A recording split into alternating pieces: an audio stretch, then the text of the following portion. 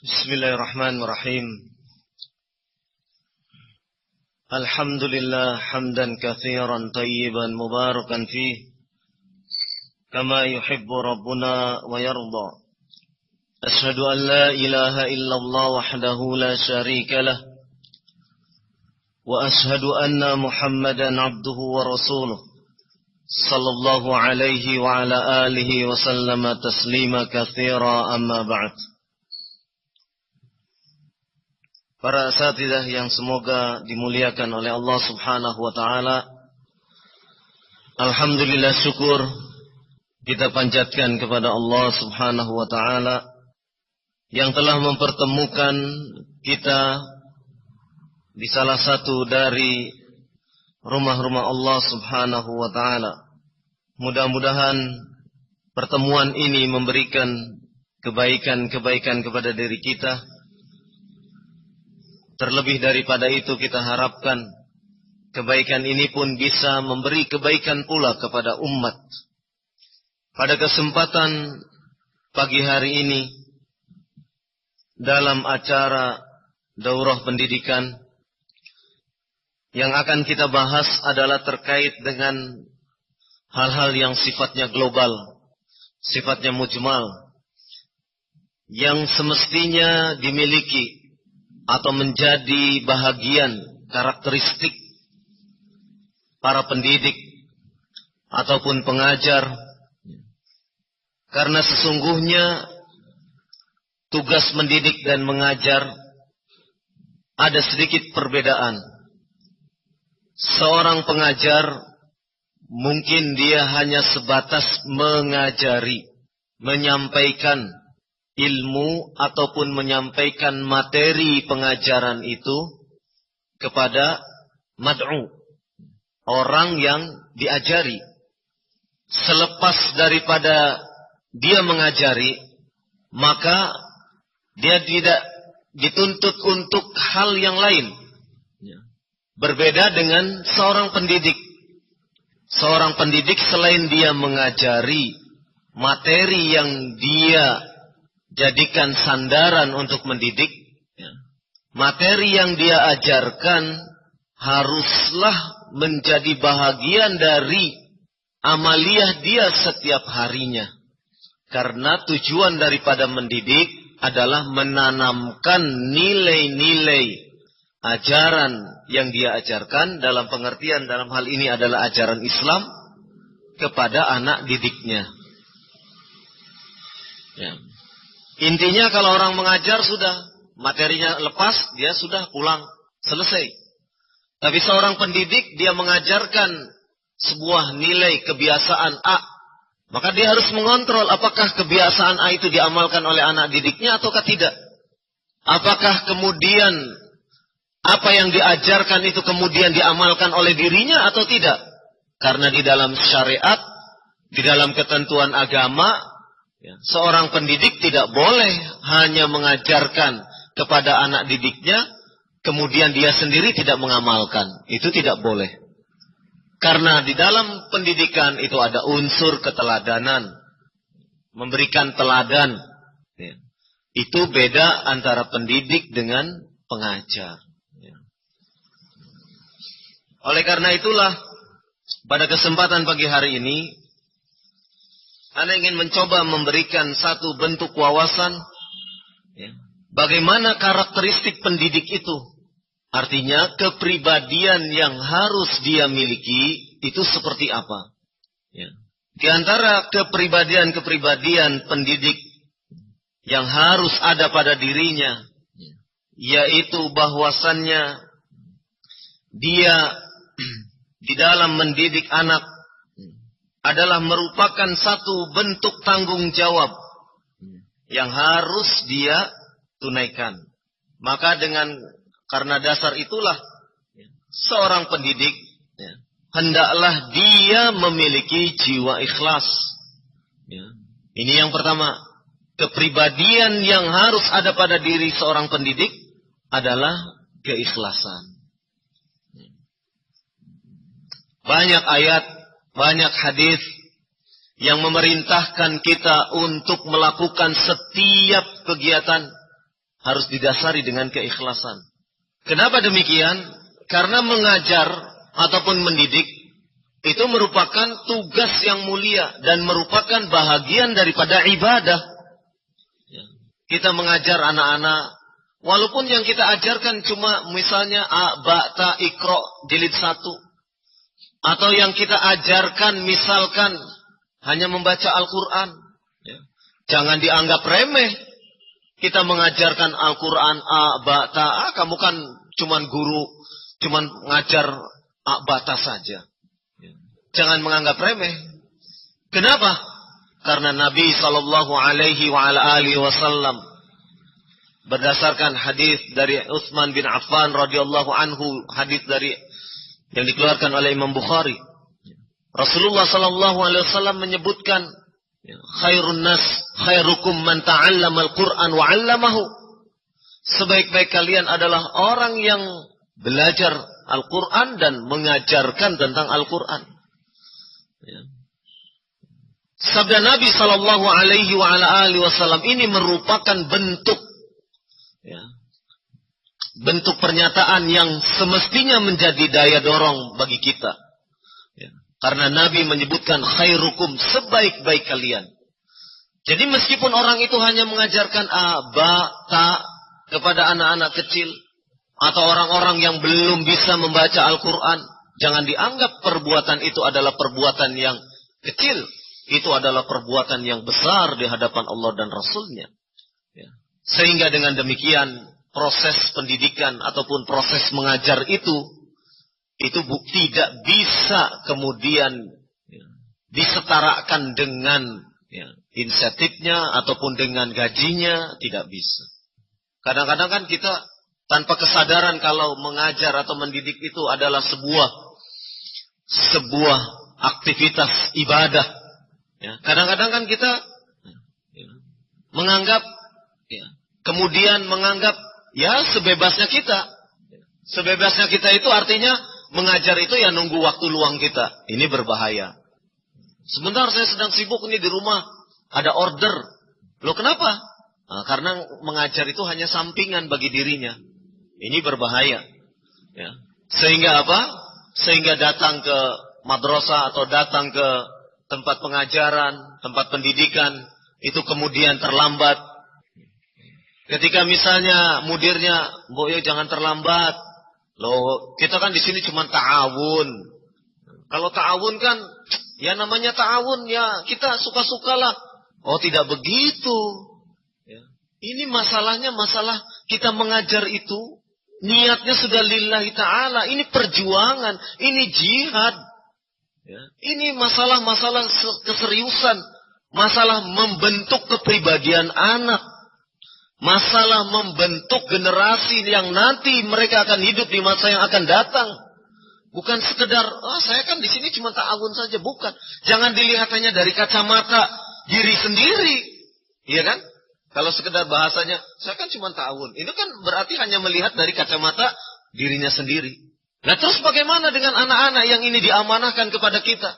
Yang anak-anak tersebut tidak hanya dari kalangan salafiyin, bahkan mungkin orang-orang awam pun bersekolah di tempat kita.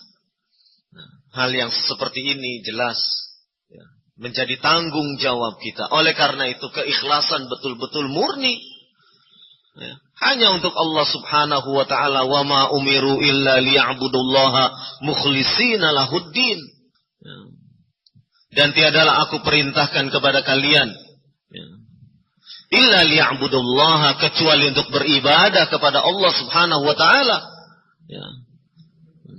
dan menjadikan ibadah ataupun pengamalan agama itu semata-mata mukhlis, ikhlas karena Allah subhanahu wa ta'ala, bukan karena yang lain. Ini penting untuk difahami dengan sebaik-baiknya. Keikhlasan. Karena apa? Tugas mengajar itu adalah, tugas mendidik adalah tugas para anbiya. Tugasnya para anbiya. Para nabi, para rasul Allah subhanahu wa ta'ala ditugaskan. Diperintahkan oleh Allah subhanahu wa ta'ala untuk apa? Untuk membimbing umat, membimbing kaumnya. Melalui apa bimbingan itu? Melalui pengajaran, pendidikan. Mengajarkan apa yang Allah perintahkan. Mengajarkan apa yang oleh Allah subhanahu wa ta'ala agar ditaati oleh kaumnya. Dan bukankah kita juga ketika mengajarkan atau mengajari anak-anak, mendidik anak-anak dengan menggunakan ilmu-ilmu yang berasal dari Allah dan Rasulnya, kan begitu. Ini adalah tugas kenabian. Itu harus disadari. Maka ketika ada seorang pendidik hanya bisa mengajar tapi tidak bisa memberi contoh, akibatnya apa? Dilecehkan kan? Diremehkan tak? Ustadz ngajarkan, ya, minum pakai tangan kanan, ustadznya sendiri minum pakai tangan kiri. Dilecehkan tidak? Dilecehkan. Kenapa demikian? Karena yang kita ajarkan ini bukan seperti matematika atau bukan seperti ilmu-ilmu umum lainnya. Ya. Bukan seperti ngajarkan IPS atau yang lainnya. Ini menyangkut pembentukan kepribadian. Membentuk manusia loh ini. Manusia itu nanti mau jadi apa? Di tangan kita semua. Di tangan para asatidzah. Di tangan para pengajar, pendidik. Kalau yang mengajar ini memberikan contoh keteladanan yang baik, maka berkah daripada pengamalan, berkah daripada keikhlasan itu akan memberikan asar kepada anak didik. Besar pengaruhnya kepada anak didik. Meskipun anak didik itu tidak melihat apa yang kita perbuat. Ya. Tidak melihat.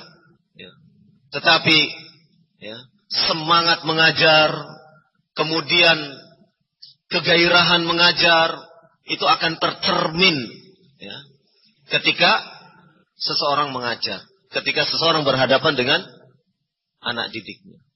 Satu contoh misalnya pendidiknya melakukan maksiat. Waliyadzubillah. Itu akan berpengaruh kepada proses belajar mengajar anak. Ya. Jangan dikira maksiat itu tidak mempengaruhi.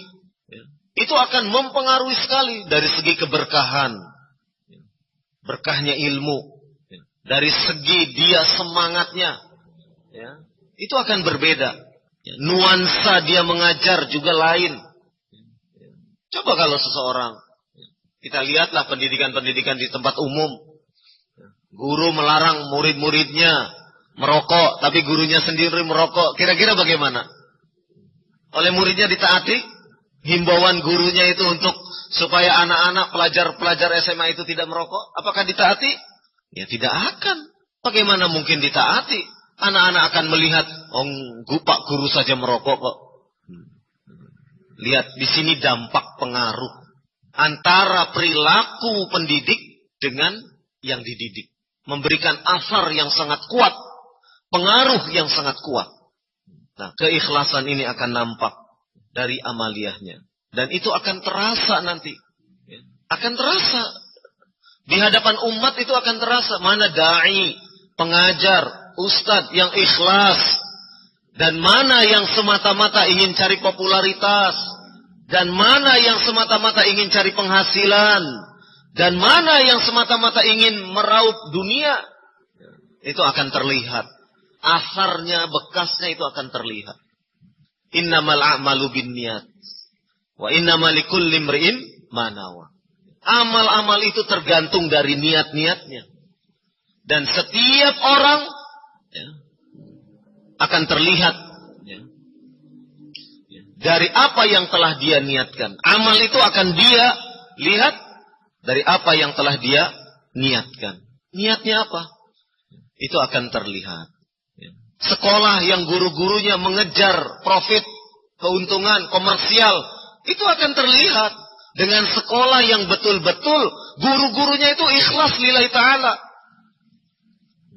Ya, itu akan terlihat. Beda. Ya, beda. Bedanya dari mana? Dari anak didiknya beda. Yang sekedar mengejar profit, penghasilan, anak didiknya seperti itu. Ya. Tapi kalau yang ikhlas, betul-betul karena ingin mendidik, betul-betul karena ingin anak ini menjadi baik, otomatis dirinya juga harus sendiri, harus baik kan begitu. Nah, itu akan berpengaruh ke anak didik. Gitu. Nah, inilah peran keikhlasan itu. Ya. Peran keikhlasan. Maka, ya, seseorang yang pendidik, guru, dai, siapapun, faktor keikhlasan itu akan menjadi sesuatu yang sangat fondasi, sangat fundamental untuk proses pendidikan. Karena pendidikan dengan dakwah itu hampir sama. Dakwah itu yang mendidik umat, pendidikan itu yang mendakwahi anak didik. Sama hakikatnya. Antum-antum mengajar anak umur 4 tahun, 5 tahun. Antum dai, antum ustad. Sama. Seperti ustad-ustad yang lain ngajar. Sama, cuma beda usia saja. Yang diajar anak didik cuma beda karena usia. Itu. Ini yang pertama, keikhlasan. Jangan sampai keikhlasan ini hancur. Apa istilahnya? Jangan sampai kita hanya karena ingin dunia, kemudian tidak menjadi orang yang ikhlas. Sayang amal kita. Pahalanya besar. Kita mengajari anak-anak pandai mengaji. Mengajari anak hafal Al-Quran. Hafal doa-doa. Itu amal jariah bagi kita. Kita mengajari anak kemudian bisa membaca Al-Quran. Dan kalau anak ini sudah dewasa, sudah tua renta misalnya, masih tetap membaca Al-Quran, kita masih mendapatkan amal jariah itu. Kita mengajari anak-anak doa. Doa itu terus dihafal, terus diamalkan oleh anak-anak. Setelah dia dewasa, kita mendapatkan amal jariah dari situ. Luar biasa amalan kita. Luar biasa. Seandainya semua orang tahu pahalanya orang mengajar, pasti akan berebut jadi guru. Kan begitu? Pasti akan berebut. Karena sedemikian besar pahalanya. Belum lagi sabda Nabi sallallahu alaihi wasallam yang tadi disebutkan, khairukum man ta'allama al-Qur'an wa 'allamahu. Dan sekian banyak keutamaan-keutamaan orang yang mengajar ilmu din. Oleh karena itu jangan kemudian keutamaan-keutamaan ini hancur karena keikhlasan yang ada pada diri kita kemudian tidak ada. Sayang kalau hanya sekedar ngajar, penghasilannya cuma 2 juta, 3 juta sebulan, sayang. Ada yang penghasilannya 2 juta, 3 juta per bulan? Tidak ada. Saya menggunakan mubalaghah saja. Artinya kalau penghasilannya cuma 2-3 juta, kemudian keikhlasan ini dikorbankan hanya untuk itu, sayang.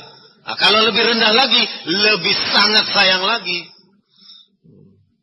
Sudah setiap bulannya sedikit, dihancurkan lagi dengan tidak ada keikhlasan oleh kita. Buat apa? Dunia nggak dapat, akhirat lebih-lebih lagi. Jangan sampai seperti itu. Dunia ya alhamdulillah secukupnya.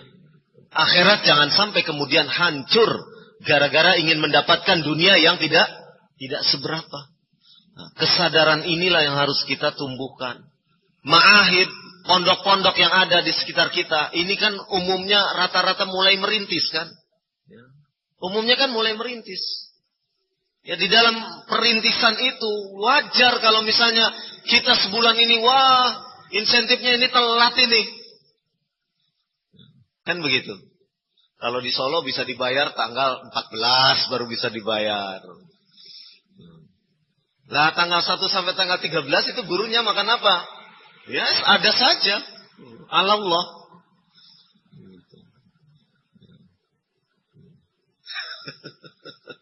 Jangan sampai masalah dunia kemudian menghancurkan kepentingan akhirat kita. Wal akhiratu khairum minal ula. Akhirat itu lebih utama daripada dunia. Karena kita menyiapkan kehidupan ini adalah untuk kampung akhirat kita. Bukan untuk kepentingan yang di dunia ini. Kita tidak menafikan perlu makan, minum. Tidak menafikan. Tetapi jangan kemudian masalah-masalah keduniaan ini kemudian menjadikan amal yang sangat baik ini hancur di mata Allah Subhanahu wa ta'ala. Ini karakteristik yang pertama. Karakteristik yang kedua, hendaklah seorang pengajar memiliki sikap yang saleh. Sikap yang saleh.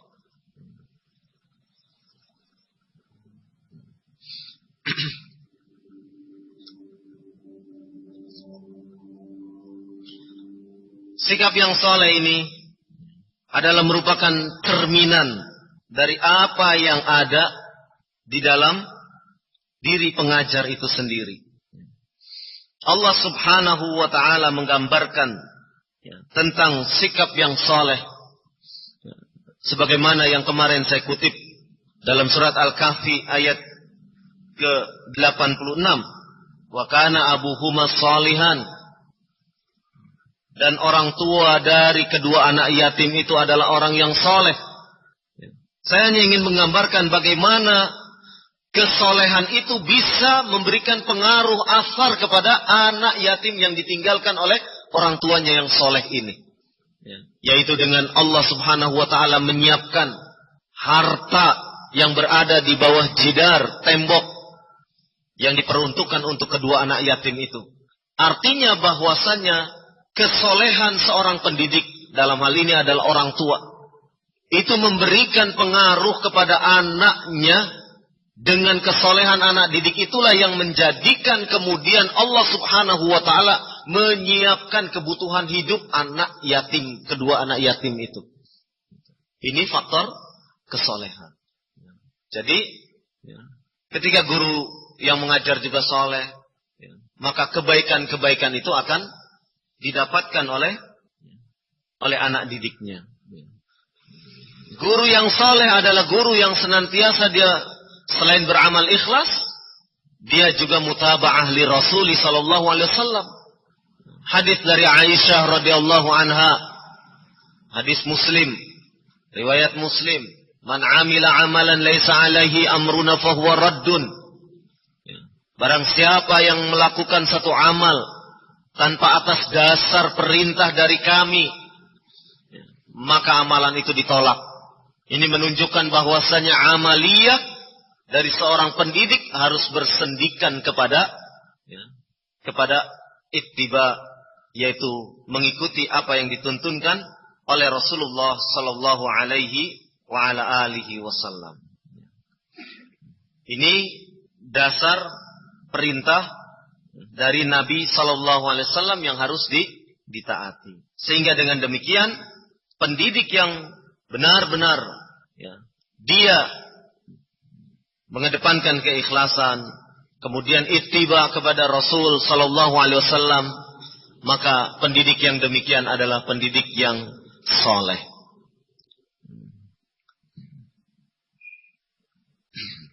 Saya nukilkan pendapat dari pernyataan dari Ibnul Qayyim rahimahullah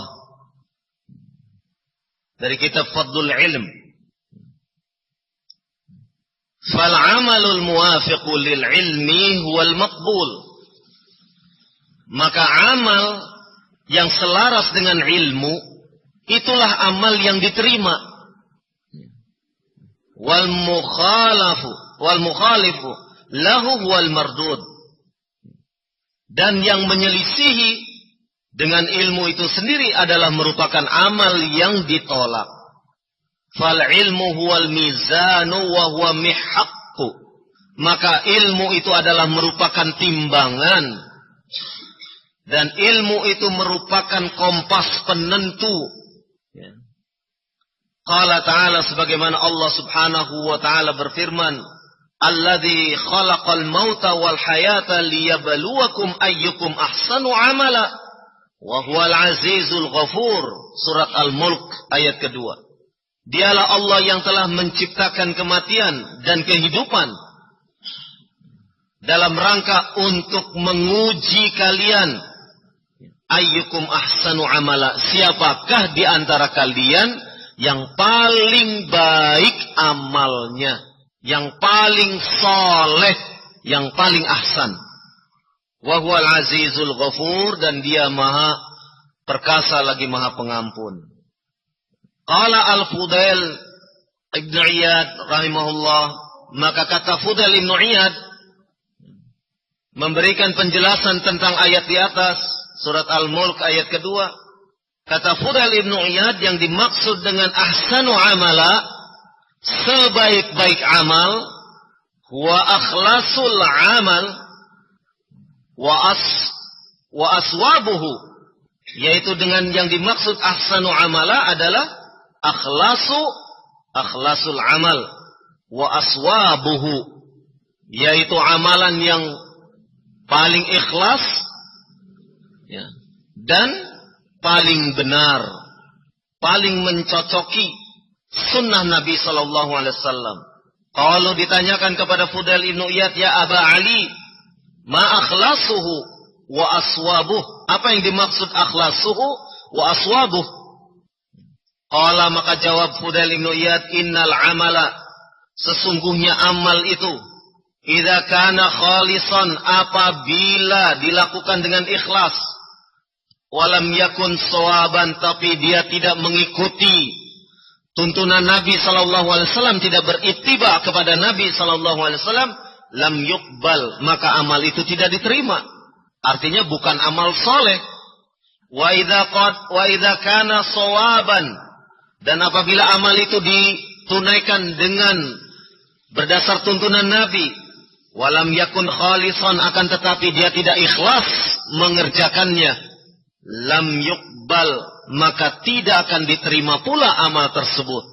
Hatta yakuna khalisan sawaban, sampai amal itu dilakukan dengan cara ikhlas dan mutaba'ah li Rasuli sallallahu alaihi wasallam. Fal khalisu ayyakuna lillah, yang dimaksud dengan khalis, amal itu ikhlas, yaitu hendaklah ya, karena Allah. Wassawabu, yang dimaksud dengan amal itu aswab, ayakuna ala sunnati, hendaklah amal itu berdasarkan di atas sunnah Nabi sallallahu alaihi wa ala alihi wasallam. Wa qad qala ta'ala, maka Allah subhanahu wa ta'ala berfirman, faman kana yarju liqa'a rabbih, barang siapa yang mengharapkan perjumpaan dengan Rabbnya, falya'mal amalan saleha, maka hendaklah dia berbuat, mengamalkan amalan yang saleh. Wa yusrik bi'ibadati wala yusrik bi'ibadati rabbih ahada, dan janganlah menyekutukan Allah ya, dalam peribadahannya dengan sesuatu pun. Maka inilah yang dikatakan amal saleh, manakala dia bersendikan kepada keikhlasan dan mengikuti mutaba'ah kepada Rasul sallallahu alaihi wa ala alihi wasallam. Maka orang yang saleh adalah orang yang sesuai antara kata dan perbuatan. Kata dan perbuatan. Ini orang saleh. Karena apa? Niat dia ikhlas. Dia sampaikan kepada murid-muridnya, begini beramal, begini beramal. Tapi kalau dia tidak melakukan, tidak memberi contoh, dia akan dinilai bukan sebagai orang yang baik oleh murid-muridnya. Tapi hendaklah dia ikhlas karena Allah, dan kemudian dia mempraktekkan apa yang dia katakan semata-mata karena Allah subhanahu wa ta'ala. Allah subhanahu wa ta'ala berfirman, ya ayyuhalladzina amanu, lima taquluna ma la taf'alun. Wahai orang-orang yang beriman, mengapa engkau melakukan sesuatu yang mengapa engkau berbicara, mengucapkan ma la taf'alun, yaitu sesuatu yang tidak kamu kerjakan. Kabura maqtan 'indallahi an taqulu ma la taf'alun. Amat besar kebencian di sisi Allah kamu mengucapkan sesuatu yang kamu sendiri tidak mengerjakannya. Antara kata dan perbuatan. Berat. Ya. Jadi pengajar itu berat. Jadi pendidik itu berat. Ya. Bagaimana tidak berat? Ya. Ngajarkan kepada anak-anak. Ya, siapa yang besok bisa sholat subuh pagi berjamaah di masjid, nanti akan Ustaz beri hadiah. Ternyata setelah anak-anak pagi pada sholat, wah, ternyata semua sholat ini. Banyak sekali berarti hadiahnya. Wah, bagaimana cara supaya tidak memberi hadiah? Nah, ini kan sudah tidak jujur. Kan berat toh? Berat. Antara kata dan perbuatan. Memang jadi pengajar seperti itu. Sehingga jangan sampai kemudian apa yang kita ajarkan kepada anak, kemudian kita sendiri tidak mengamalkan. Ini akan berbahaya untuk diri kita. Waliyadzubillah.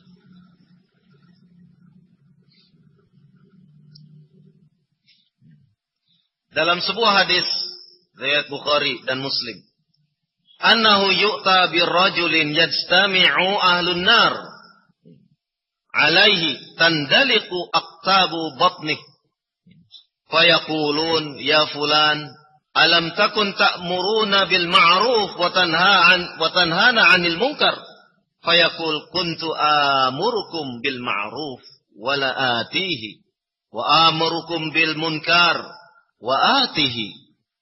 Didatangkan seorang laki-laki kepada kumpulan para penghuni ahli neraka.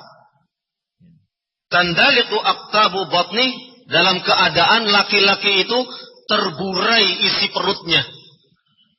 Isi perutnya terburai. Fayaqulun, kemudian para ahli neraka ini bertanya, ya fulan, alam takun ta'muruna bil ma'ruf, bukankah engkau dulu itu mengajari kami untuk mengerjakan kebaikan? Wa tanhana 'anil munkar, dan bukankah engkau dulu mengajari kami untuk meninggalkan kemungkaran? Ya. Fayaqul, maka laki-laki yang didatangkan ke neraka ini, ke para penghuni ahli neraka ini menjawab, kuntu amurukum bil ma'ruf wala atihi. Ya, dulu aku memerintahkan kalian mengerjakan yang baik, tetapi saya sendiri tidak mengerjakan kebaikan itu. Wa amurukum bil munkar wa atihi, dan aku memerintahkan kepada kalian untuk tidak melakukan kemungkaran-kemungkaran, sementara aku sendiri mengerjakannya. Ini ancaman bagi para pendidik. Antara kata dan perbuatan tidak sesuai. Maka orang soleh, pendidik haruslah menjadi orang soleh. Mendidik diri sendiri, mendidik orang lain, otomatis mendidik diri sendiri. Untuk seperti apa yang kita ajarkan kepada orang yang soleh itu. Diajarkan kepada anak didik tersebut. Sehingga kemudian kita mengajari anak-anak, mengajari siapapun, itu kemudian merupakan bentuk pendidikan untuk diri kita sendiri.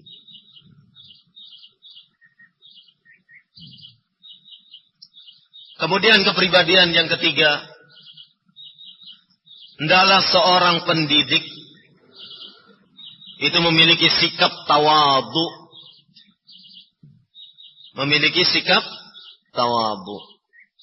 Rasulullah sallallahu alaihi wasallam berdasarkan hadis dari Abi Hurairah radhiyallahu anhu dalam Sahih Muslim disebutkan, ma naqasat shadaqatun min malin wa ma zadallahu 'abdan bi'afwin illa 'izzan wa ma tawadda'a ahadun lillahi illa rafa'ahu Allah. Tidak akan berkurang harta yang disedekahkan, dan tiadalah Allah menambah terhadap seorang hamba yang memaafkan kecuali kemuliaan. Wa ma tawadda'a ahadun lillahi, dan tiadalah seseorang bertawadhu karena Allah illa rafa'ahu Allah, kecuali Allah akan meninggikan dia, mengangkat derajat dia. Ini sikap tawadhu. Suatu ketika Imam Malik, ada seseorang yang berwudu dengan menyela-nyelai jari jemari kakinya dengan kelingking. Suatu ketika Imam Malik mengingkari. Kemudian ditegur bahwasannya memang yang demikian ini ada sunnahnya. Kata Imam Malik, riwayat siapa itu? Disebutkan riwayatnya, fulan. Kata Imam Malik, kalau demikian hadis ini hasan. Iya. Kemudian Imam Malik mencabut fatwa yang pertama. Dan dia rujuk kepada perbuatan orang yang berwudu ketika menyela-nyelai dengan menyela-nyelai jari jemari kakinya dengan jari kelingking, jari kelingking tangannya. Kisah ini menunjukkan Imam Malik tawadhu. Meskipun dia seorang imam, ketika yang membenarkan, yang kemudian mengkritik atau menyalahkan ini adalah orang yang belajar pada dirinya. Tapi itu tidak kemudian menjatuhkan muruahnya, menjatuhkan kehormatannya. Justru sikap tawadhu'nya Imam Malik ini mengangkat derajatnya. Ini rendah hati. Dan kita sebagai manusia jelas. Khuliqal insan dha'ifa. Manusia itu diciptakan dalam keadaan lemah. Jangan kemudian kita merasa sempurna. Jangan kemudian misalnya ada orang menyampaikan kepada kita kebenaran, kemudian kita mengatakan, kamu kan baru belajar kemarin. Ini namanya bukan tawadhu. Kita terima. Kalau memang itu benar, kita melakukan kesalahan, kita perbaiki. Kalau memang itu tidak benar, ya kita terima. Namanya nasihat tentu akan bermanfaat. Minimalnya nasihat itu supaya kita tidak terjatuh kepada apa yang dinasihatkan, kan begitu. Ini tawadhu. Mungkin saja ada dari anak didik kita yang kemudian mengkritisi ataupun memberikan saran, memberikan masukan. Mungkin saja. Namanya anak-anak kadang-kadang memberikan usul. Yang usul itu bagi kita kadang-kadang di luar dugaan. Selama usulan itu baik, tidak ada salahnya kemudian kita menerimanya. Penting sikap tawadhu ini. Jangan sampai kemudian karena kita merasa sebagai pendidik kemudian tidak mau dibetulkan. Tidak mau kemudian kesalahan kita diperbaiki. Maka yang demikian ini adalah sesuatu yang tidak baik. Kita terbuka. Menerima kritik, menerima saran, menerima nasihat. Lapang saja. Lapang hati kita, lapang dada kita. Kalau nasihat itu benar, artinya kita melakukan kesalahan dan nasihat itu datang kepada kita, ya kita terima, kita perbaiki. Tinggal kita memperbaiki dengan nasihat itu. Kalau kita belum mampu memperbaiki, doakan ya akhi, semoga saya bisa memperbaiki diri. Enak kan? Jangan kemudian dinasihati, kamu. Ini namanya tidak tawadhu. Kalaupun nasihat itu ternyata kita tidak melakukan kesalahan, nasihat itu datang kepada kita, apa salahnya kita terima? Jazakumullah khairan ya akhi. Selesai kan? Nah kalau kita tolak, malah jadi masalah lagi kan? Orang yang nasihati juga jadi masalah dengan kita. Kita pun mendapatkan istilahnya musuh dalam tanda kutip yang baru. Iya tidak? Bermasalah lagi dengan orang. Kan jadi tidak nyaman kita hidup. Kemana-mana selalu bermasalah. Kan gitu. Tidak nyaman. Maka menjadi sikap. Menjadikan kita ini menjadi orang yang tawadhu insyaAllah. Wa ma tawaddu'a ahadun lillahi illa rafa'ahullah. Tidaklah seseorang itu bertawadhu karena Allah, kecuali Allah akan meninggikan dia, meninggikan dirinya. Yang keempat, yaitu sikap sabar. Allah Subhanahu wa taala berfirman, wa tawassaw bil haqq wa tawassaw bis sabr.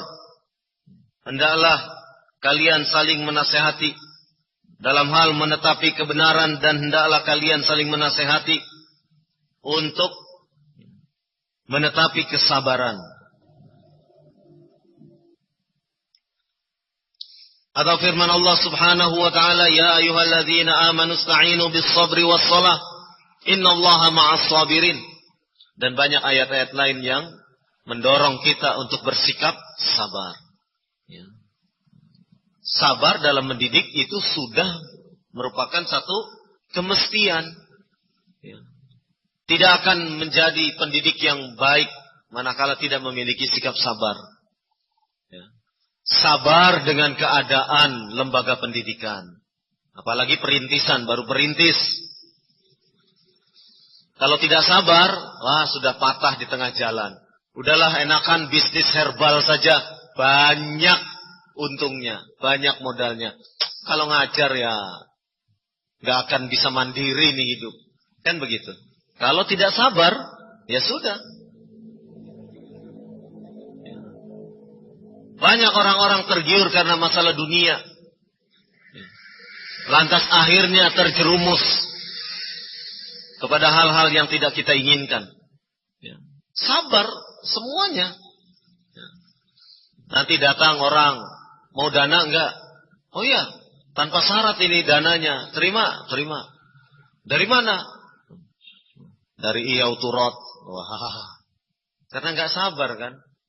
Enggak sabar. Seperti itu. Para da'i, pengajar, ya dituntut untuk kesabaran dalam dakwah. Sabar dengan keadaan yang serba kekurangan dalam masalah finansial ataupun ekonomi. Sabar juga dalam masalah menghadapi anak-anak didik. Harus sabar. Karena apa? Karena anak didik berbeda latar belakang keluarganya. Ada dari keluarga yang mampu, ada dari keluarga yang tidak mampu. Berbeda juga kekuatan intelijensinya. Ada yang cepat menangkap pelajaran, ada yang lelet. Istilahnya orang internet kan lelet ini. Lambat sekali. Ini loh, ini huruf ba.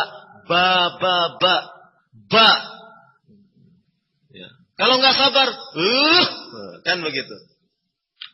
Anak orang dipukul. Apa salah dia? Sekarang anak tanya, apa salah kalau ada anak seperti itu terus dipukul?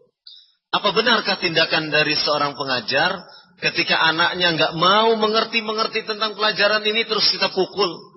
Kira-kira benar tidak tindakan kita memukul? Ya? Benar tidak? Benar tidak kita memukul anak itu? Tidak benar. Kenapa? Kenapa tidak benar? Kenapa tidak benar? Sekarang tanya, yang menyebabkan dia itu lambat berfikirnya siapa? Hah? Allah Subhanahu wa taala kan? Allah yang mentakdirkan kalau anak ini memang punya kapasitas berpikirnya seperti itu. Betul tidak? Lah salah siapa? Salah anak itu kan? Terus kenapa kita pukul dia? Kalau kita tanya kepada anak itu, pasti tidak ingin seperti ini. Saya juga ingin cepat seperti mereka. Belajarnya menyerap pelajaran itu cepat. Saya ingin seperti itu. Tapi kan Allah Subhanahu wa taala telah mentakdirkan, mengaruniai kapasitas otaknya itu seperti itu. Nah, lantas kok kita pukul? Iya tidak? Jadi tidak benar kan? Kalau ada guru, anaknya agak sedikit lelet terus dipukul. Betul tidak? Itu yang pertama. Yang kedua, apakah pukulan itu kemudian menjadikan anak itu cerdas? Hah? Kemudian bisa merubah anak itu menjadi cerdas, pukulan itu? Tidak. Berarti, ada tidak manfaatnya pukulan itu? Tidak ada. Nah, lantas kalau demikian apa? Berarti kita berbuat zalim kan? Berbuat zalim. Siapa sih yang ingin anaknya? Dan lagi pula ini anak orang yang dititipkan kepada kita kan? Sekarang orang tuanya suka mukul enggak? Kok kita berani-beraninya mukul? Kita diamanati kepada orang tua memberikan amanat kepada kita apakah untuk dipukuli? Kan bukan. Amanatnya untuk apa? Mengajari. Iya tidak? Amanatnya kan untuk diberi ilmu nih anak saya. Tolong. Bukan untuk dipukuli. Kalau dipukuli ya di rumah sajalah. Sama-sama kok pakai kayu bahkan bisa lebih sadis. Tapi kan bukan itu tujuan pendidikan. Nah, di sini faktor kesabaran seorang pendidik memahami. Allah Subhanahu wa taala saja berfirman, "Fattaqullaha mastata'tum." Kan begitu. Bertakwalah kalian kepada Allah mastata'tum, semampu kalian. Artinya semampu itu apa? Tingkatannya kan beda-beda orang bertakwa, ya tidak? Iya kan? Ya semampu kalian, berarti kan kemampuannya berbeda-beda. Ada yang mampu mungkin kalau ditingkatkan angka, ada yang 50, ada yang 100, ada yang... Kan beda-beda orang. Allah Subhanahu wa taala telah menyatakan, "Fattaqullaha mastata'tum." La yukallifullahu nafsan illa wus'aha. Allah tidak akan membebani seseorang kecuali sesuai dengan kemampuannya. Kan begitu. Nah kalau anak misalnya belum bisa baca, Yang lain sudah mau jilid 2, yang ini masih jilid 1 saja. Ya maklumi sudah, memang kemampuannya seperti itu. Jangan dipaksa. Dipaksa malah apa? Malah anak ini frustasi, putus asa, kemudian tidak mau lagi belajar. Mana yang lebih buruk? Kalau anak sudah tidak mau belajar, mogok, berarti dia tidak mau lagi datang ke majelis ilmu, kan? Padahal Nabi SAW sudah menyatakan, Yassiru wala tu'asiru, Basyiru wala tunafiru. Kan begitu. Yassiru, permudah, wala tu'asiru, dan jangan dipersulit orang belajar agama. Basyiru, gembirakan, senangkan.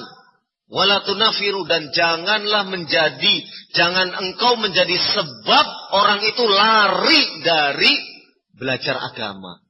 Kan begitu. Makanya seorang pendidik ini, wah Masya Allah, berat ya, harus sabar.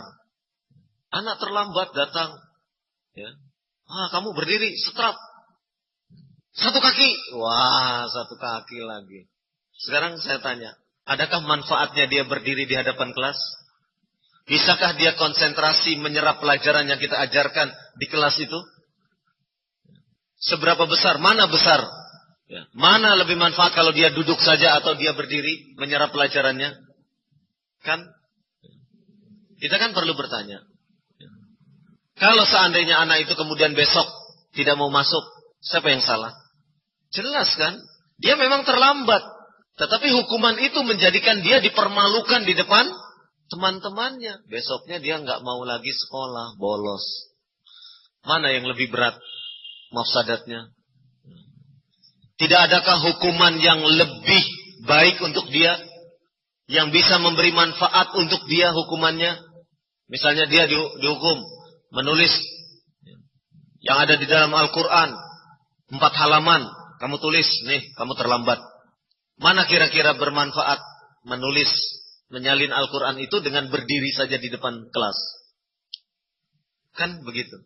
Dia merasa terhukum, tapi dia masih memiliki manfaat. Minimal dia melatihlah motorik halusnya untuk menulis huruf Arab. Kan gitu. Ada manfaatnya untuk dia. Daripada berdiri terus di sini. Ditonton teman-temannya sekelas. Apalagi setelah pulang disuraki. Si Ahmad dihukum, disetrap. Tambah malu dia. Jatuh mentalnya. Nah, ini yang harus diperhatikan. Maka kesabaran itu adalah sesuatu yang sangat penting. Yang keempat, kepribadian seorang pendidik hendaklah dia bersikap lemah lembut.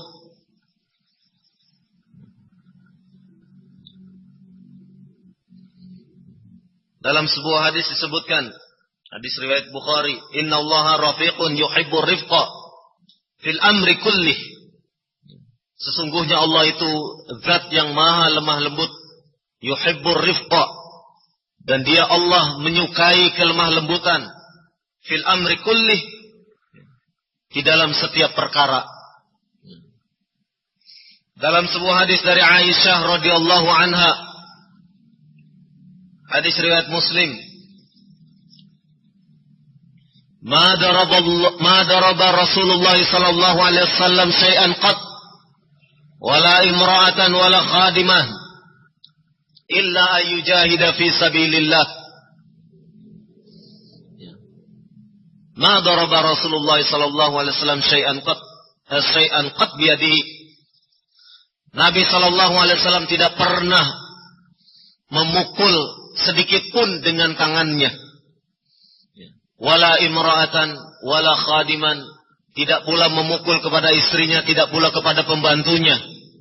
Illa ayyujahida fi sabilillah, kecuali beliau memukul itu saat jihad fisabilillah, saat jihad di jalan Allah.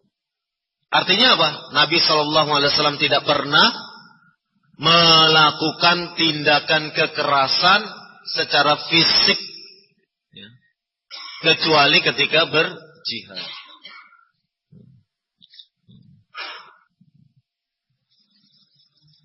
Ini perintah, dan banyak lagi hadis-hadis yang lain di mana kita harus berlemah lembut.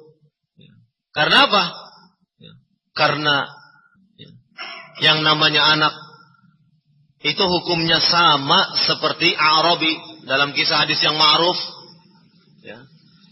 Hadis riwayat Muslim dari Anas bin Malik, ya, bahwasannya ketika ada seorang A'rabi, Arab Badui, datang berdiri kemudian buang air kecil di Masjid Nabawi, di Masjid Nabi. Kemudian para sahabat hendak melarang oleh Nabi sallallahu alaihi wasallam, la tujrimu, da'uh, kata Nabi sallallahu alaihi wasallam. Jangan kau larang dia, jangan kau sergah dia. Tinggalkan dia, biarkan dia. Sampai Arabi ini menyelesaikan hajatnya. Baru setelah itu Nabi sallallahu alaihi wasallam memanggil Arabi ini, kemudian menasehatinya. Innama hiya li dzikrillah azza wa jalla was salati wa qiraatil Qur'an. Sesungguhnya masjid-masjid ini adalah untuk zikrullah, untuk salat, untuk baca Quran, bukan untuk buang kotoran. Dinasehati dengan baik. Ya.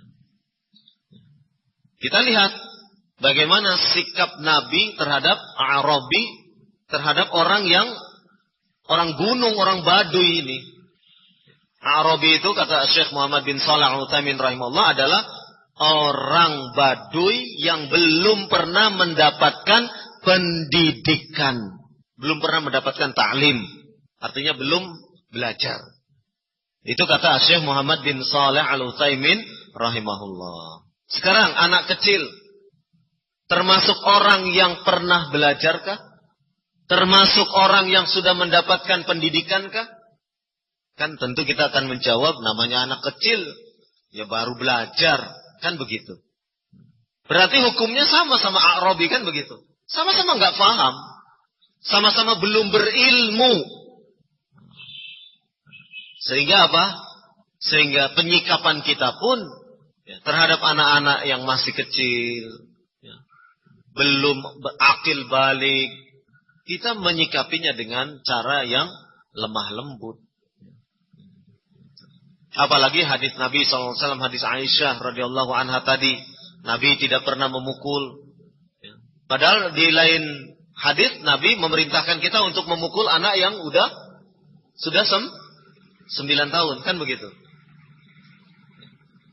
Ya, sudah usia 10 tahun, ya 10 tahun, ya, boleh dipukul.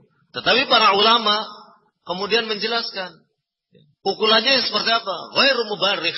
Pukulan itu tidak membekas. Pukulan itu tidak ditujukan kepada yang anggota tubuh yang berbahaya. Syarat memukulnya itu luar biasa. Mukul tidak membekas, coba bagaimana? Memukul tidak membekas, itu kan berarti harus pakai apa? Ya, pukulannya tidak keras. Nah, kalau keras jelas ada lebam merah di sini. Ghairu mubarrih.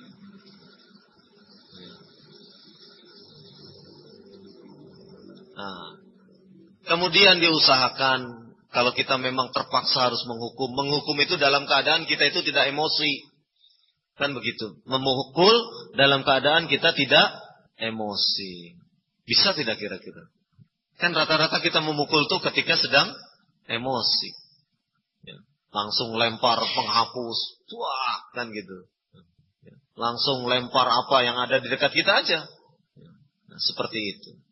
Padahal ya, penting sekali bagi kita ya, untuk ya, memiliki sikap lemah lembut ini. Anak-anak kita itu sebetulnya baik. Ya. Cuma karena ada perbedaan pola asuh di rumah, itu yang menyebabkan anak-anak kemudian tingkahnya macam-macam. Satu contoh, seorang anak yang hidup di keluarga, yang di situ, keluarga di situ, kalau anak salah tidak ditegur, itu menganggap anak bahwasanya apa yang dia lakukan adalah sebuah kebenaran. Begitu masuk ke mahat, masuk ke tempat kita, yang seperti itu tuh salah, ditegur oleh kita. Loh kok abiku nggak negur, nggak melarang, kok di sini dilarang? Ada perbedaan nilai. Karena ada perbedaan nilai ini, sehingga anak akan bingung. Yang mana ini yang benar? Seperti itu. Sebetulnya anak nggak terlalu nggak terlalu rewel, nggak terlalu nakal. Cuma di situ ada perbedaan pola pola asuh. Hal yang demikian harus kita sikapi dengan secara bijak. Bagaimana menyelaraskannya? Ya mungkin kita harus diskusi dengan orang tuanya. Kita harus menyampaikan kepada orang tuanya, kami mendidik anak begini. Tolong di rumah juga nanti seperti ini. Ini sering. Ya pengalaman saya pribadilah punya anak. Kalau murojaah setoran, anak, bacanya salah. Betul kan? Gunah nunnya. Abi ini gimana? Amiku saja yang di pondok nggak nyalakan kalau gini. Itu. Akhirnya anak kan harus tulis di buku komunikasi. Tolong diseragamkan antara saya dan antum. Gunnah mim, gunnah nun. Tolong supaya tidak ada ini. Dia bertameng kepada yang di pondok, ustadznya. Sementara saya di sini mempunyai standar sendiri di situ. Jadi buku komunikasi diisi, tolong masalah gunnah diperhatikan. Ini sering kali seperti ini. Anak senantiasa protes bertameng kepada gurunya yang ada di sana. Ya kalau anak melihat wajarlah kalau misalnya tidak terperhatikan masalah gunnah. Karena sekian banyak orang, gurunya satu, ustadznya satu di pondok harus menyimak setoran sekian banyak. Sehingga kalau ada masalah gunnah kemudian terlewat, ya wajarlah. Tapi kan itu dijadikan alasan untuk anak.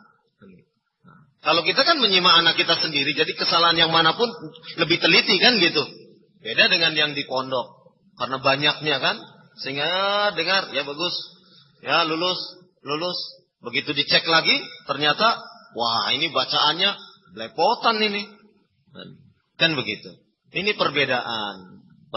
Yang perbedaan ini harus disinkronkan antara wali santri dengan kita sebagai pengajar. Ini hanya satu kasus saja, belum yang lainnya. Masalah mainan. Di Solo sedang musim-musimnya, apa itu? Sedotan, depannya dikasih pulpen pilot, masukkan ke sedotan itu, terus belakangnya pakai karet, shoot. Kan itu membahayakan. Di rumah kita larang. Di pondok saja boleh kok ami-ami, nggak ada larangannya. Aduh ini kan perbedaan nilai ini. Kita sebagai orang tua melihat itu bahaya. Tapi kalau di sana namanya anak-anak sekian banyak masa harus mengawasi, ya kita maklum. Paling kita kan bisa menyampaikan pesan di buku komunikasi itu. Masalah mainan ini tolong membahayakan. Nah, ini perbedaan persepsi dalam masalah pendidikan. Dalam hal ini kita tidak bisa menyalahkan anak 100%, kemudian marah-marah kepada anak, kemudian bersikap kasar kepada anak-anak. Tidak bisa. Tidak bisa kemudian anak, karena itu kemudian kita pukul. Tetap kita kedepankan kelemah lembutan kepada anak-anak. Ya, persepsi. Suatu ketika ada kejadian anak dituduh mencuri. Ternyata ditanya mencuri itu seperti apa, anak belum paham. Pernah ini ada kejadian. Karena selama ini dia dan temannya, kalau dia punya makanan, temannya boleh ngambil tanpa izin. Ya sudah, namanya teman dekat kan. Dia punya apa, nanti temannya punya apa, dia ambil juga, temannya tidak marah. Terus begitu. Suatu ketika ada barang yang agak berharga, diambil oleh temannya. Nah, terus orang tuanya, mana barangnya itu? Diambil sama fulan. Orang tua nyimpulkan, dicuri. Lapor ke ustadznya, ustadz, si fulan mencuri barang anak saya. Kan ini terjadi perbedaan persepsi kan. Antar temannya sendiri ya silakan saja, punya saya diambil ini, nanti besok punya kamu juga saya ambil. Biasa. Lah, orang tuanya melihat itu kemudian menganggap anak ini mencuri barang milik anaknya sendiri. Ini ternyata selidik punya selidik, ya memang kebiasaannya dua anak ini seperti ini. Tidak bisa kita katakan kemudian si B ini mencuri barangnya si A. Karena persepsi si B seperti itu setiap hari. Kok sekarang ngambil barang terus dianggap mencuri. Kemarin-kemarin saya ngambil kuenya, ngambil apa, nggak dituduh mencuri. Kan begitu. Ini persepsi anak. Dan itu adalah sesuatu yang Di dalam imajinasi anak seperti itu. Jangan kemudian lantas kita hukum anak itu. Kita kerasi, kita kasari, kita ini. Seperti itu. Banyak contoh-contoh lain. Yang istilahnya memerlukan sikap bijak kita. Sikap bijak kita. Ini masalah lemah lembut. Yang kedua, yaitu sikap dewasa dan tenang. Rasulullah SAW pernah menyatakan kepada seorang sahabat, Asy-Syajji' Abdul Qais. Kata Nabi SAW, Inna fika khoslatain yuhibbuhumallahu al-hilmu wal-anatu. Hadis dari Abdullah bin Abbas, riwayat Muslim. Inna fika khoslatain. Sesungguhnya pada dirimu, yaitu Asy-Syajji' Abdul Qais, pada dirimu ada dua perkara. Yuhibbuhumallah, yang Allah menyukai kedua perkara itu. Apa? Al-hilm wal-anat, yaitu sikap dewasa, berkepribadian matang. Saya menerjemahkan al-hilm adalah kepribadiannya matang. Wal-anat, wal-anatu yaitu sikap ta'anni, tenang. Orang yang berkepribadian dewasa menyikapi segala sesuatu dengan pikiran yang jernih, pikiran yang panjang, tidak sumbu pendek. Tahu sumbu pendek? Mudah meledak. Tapi benar-benar tenang. Tidak isti'jal, tidak kemudian tergesa-gesa mengambil keputusan. Oh, kamu salah, tanpa bertanya dulu kepada anak. Tanpa meminta penjelasan kepada anak. Kan kadang-kadang seperti itu. Anak datang terlambat. Kamu datang terlambat. Berarti kamu melanggar disiplin. Dihukum. Seharusnya kan ditanya, kenapa kamu terlambat? Ya kan? Itu tadi ban sepeda motornya. Kalau ban sepeda motornya gembos, siapa yang salah? Anak? Anakkah yang salah? Tidak. Kenapa kamu terlambat? Tadi abiku waktu mau berangkat ada tamu. Anakkah yang salah? Kan begitu. Sikap ta'ani, mengorek dulu keterangan sebelum menjatuhkan sebuah sanksi atau hukuman, atau sebelum melakukan tindakan. Ini adalah sikap yang Allah senangi, yang Allah cintai. Seorang pendidik hendaknya demikian. Jangan tergesa-gesa. Jangan kemudian cepat memutuskan. Berpikir panjang dulu. Dewasa dalam menyikapi sesuatu. Ini penting. Kan gampangnya kalau itu, wah anak ini gini-gini ini. Nah, kalau kita sebagai pendidik yang sudah dewasa, berpikir ini, ya namanya anak-anak, santai sajalah. Enak kan, menyikapinya tuh enak. Namanya anak-anak, ya memang begitu. Sudah kita doakan, kita usahakan yang baik. Insya Allah nanti akan berubah seiring dengan usianya. Usianya bertambah, nanti pikirannya pun akan semakin dewasa, terbuka. Sudah disabari saja. Seperti itu. Ada kasus, seorang anak senang mencuri. Ini betul-betul mencuri. Mencurinya bukan kelas di sekolah lagi. Kalau dia di luar, ya, ke warung, beli 1.000, tapi bisa ngambil yang harganya 5.000.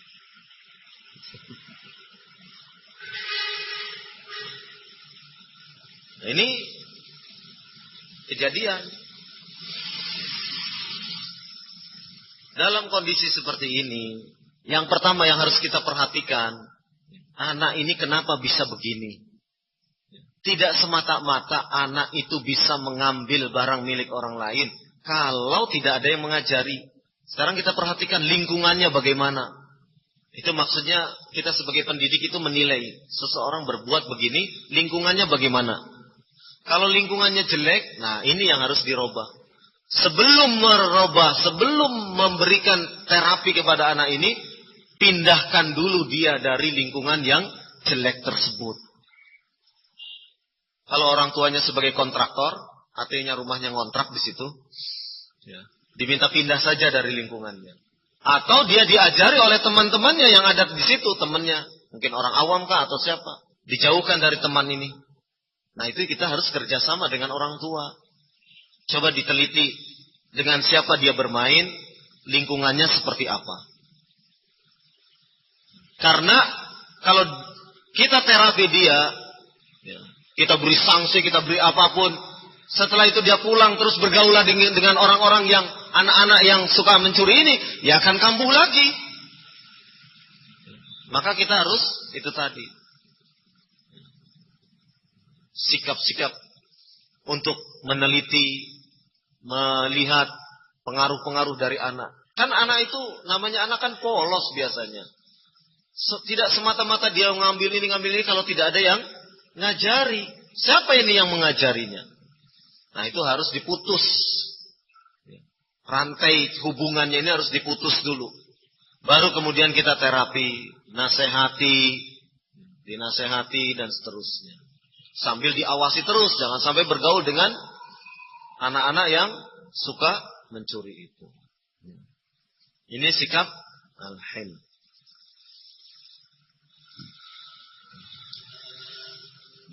Demikian juga sikap ta'ani.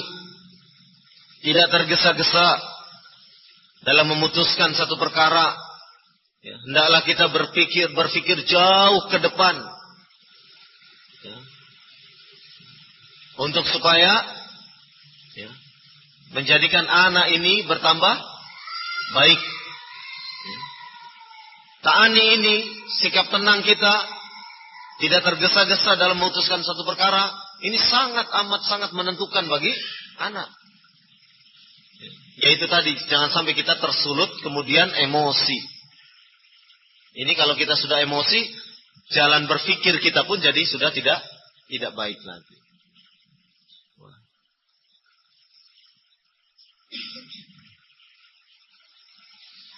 Ta'ani itu sebagaimana tadi saya contohkan.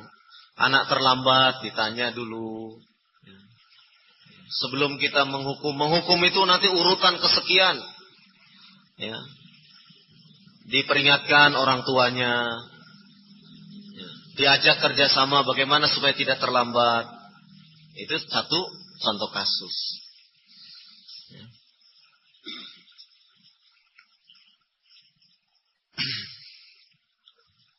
Yang kelima, mampu menahan amarah, mampu mengendalikan amarah, sikap yang harus dimiliki, kepribadian yang harus dimiliki oleh seorang pendidik, mampu mengendalikan amarah. Rasulullah SAW ketika ada seorang sahabat bertanya, "Ausini, nasihatilah aku." Maka kata Nabi SAW, "La taghdab, jangan kamu marah." Waraddada mirara. Kemudian diulangi lagi. Jawab Nabi, "La taghdab." Jangan kamu marah.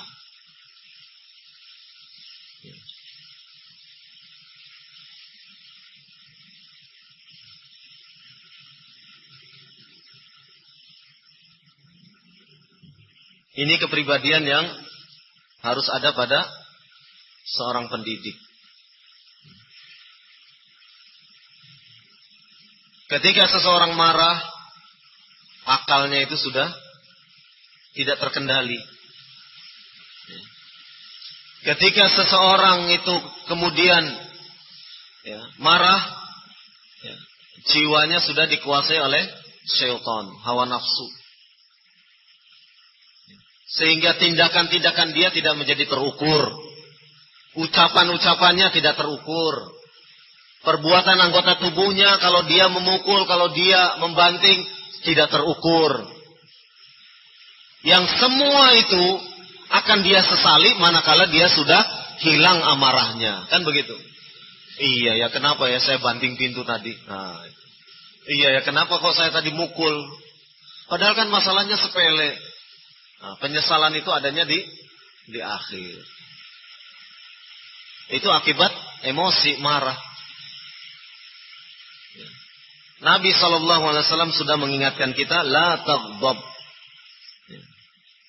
jangan engkau marah.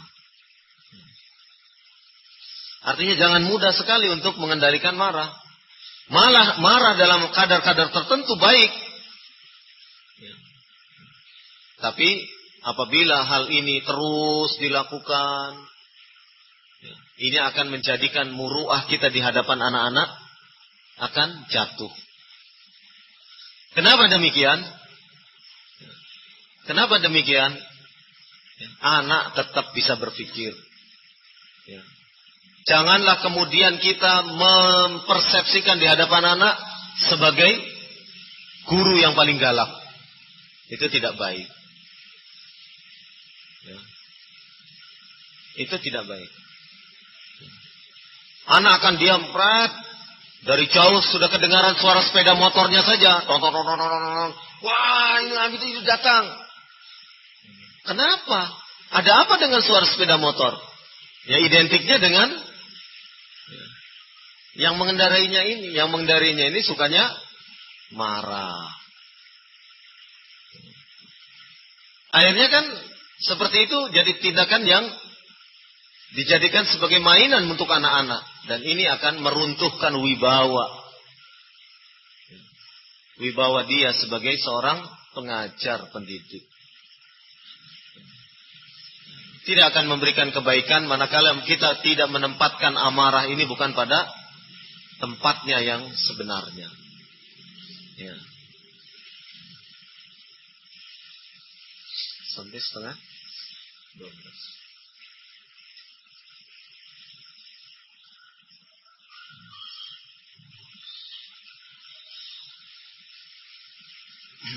Kemudian mampu menggembirakan, menyenangkan.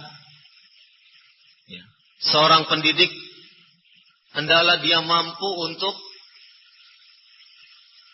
menjadikan suasana belajar itu sebagai media yang menyenangkan bagi anak-anak. Bagaimana caranya? Disinilah kreativitas seorang pendidik dituntut. Ya. Jangan kalah dengan Suzuki, inovasi Tiadanti. Kan begitu. Jangan kalah dengan Honda, one heart, satu hati. Ya, pendidik dengan muridnya kan harus satu hati. Supaya timbul kedekatan. Kalau pendidik sudah merasa senang dengan gurunya, kan dia belajar juga enak. Beda dengan gurunya. Wah, ini suka marah ini. Bayangan dia, bayangan muridnya. Kalau ustadz ini datang, monster ini. Killer. Nah, seperti ini tidak baik. Justru yang harus ditanamkan itu adalah kebaikan-kebaikan kita. Bukan yang ditanamkan kepada anak ini monsternya. Bukan yang ditanamkan kepada anak ini adalah killernya. Bukan. Yang ditanamkan kepada anak ini adalah kebaikan-kebaikannya. Oh iya, kalau ustadz ini tuh suka bersedekah, suka memberi. Baik kan? Baik. Oh kalau ustadz ini tuh enak, dia suka tersenyum, suka ini. Bagus kan? Bagus. Jangan yang tertanam pada anak itu, oh apa ustadz ini marah terus. Nah, kalau ada murid yang seperti itu terhadap kita, kita harus melakukan koreksi. Bagaimana mengubah persepsi itu? Ya ini harga mahal yang harus kita beli. Suatu ketika ada kejadian seorang guru memarahi anak. Ya dengan segala macam latar belakang lah, namanya guru manusia kan. Si pengajar ini tiba-tiba marah kepada anak ini. Akhirnya anak ini mogok. Tidak mau belajar dengan pengajar yang ini. Setelah punya selidik kasus, ini menjadi kasus, akhirnya perbaikan image. Di sini ya, seorang guru harus apa? Menjadi jaim, ya enggak? Jaga image. Bagaimana menjaga image itu? Memperbaiki image yang sudah rusak di hadapan murid ini. Yaitu diantaranya kunjungi anak itu. Kunjung ke sana sambil membawa hadiah. Sambil membawa oleh-oleh, sambil membawa apa, datang ke sana. Bawa coklat, bawa apa. Ini datang nih, ini memberi ini. Awalnya takut, ya sudahlah, cuman berikan itu. Saya itu pergi, besok lusa datang lagi, terus demikian. Itu berbulan-bulan harus memperbaiki image seperti itu. Ini memang harga mahal. Salah sedikit kita melakukan, emosi sudah emosi. Namanya mungkin di rumahnya banyak masalah, tapi kemudian harus memperbaiki. Baru kemudian image itu berubah setelah 2-3 bulan terus proses itu dilakukan. Berkunjung, setelah berkunjung agak dekat, setelah agak dekat mau anaknya, yuk kita main yuk ke sana yuk. Yuk. Nah, sudah.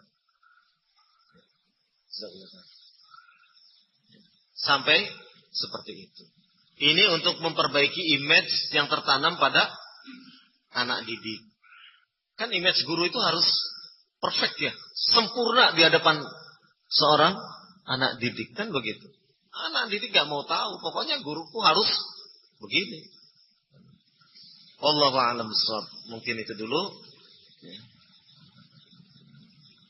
Insyaallah kita pada asar nanti dilanjutkan terkait masalah karakteristik kepribadian guru, pengajar yang harus ada. Mudah-mudahan Allah Subhanahu wa taala memberi kemudahan kepada kita untuk menjadi orang yang memiliki karakter sebagaimana tadi dituntunkan dalam agama. Poin-poinnya saya ambilkan, saya nukilkan dari apa yang sudah diperbuat oleh Rasulullah sallallahu alaihi wasallam, dan semua ini adalah yang paling asasi. Paling asasi. Adapun nanti sifat-sifat lainnya banyak, sifat-sifat lainnya. Sifat pemurah, sifat dermawan, sifat perlunya memberi senyum, perlunya menepuk bahu dan seterusnya. Itu ada insyaallah. Insyaallah pada pertemuan-pertemuan yang akan datang. Bagaimana seorang pengajar menampilkan sosok di hadapan anak didiknya. Mudah-mudahan bermanfaat. Wallahu a'lam bishawab. Subhanakallahumma wabihamdik asyhadu an la ilaha illa anta astaghfiruka wa atubu ilaik. Wa sallallahu ala nabiyyina Muhammad walhamdulillahi rabbil alamin.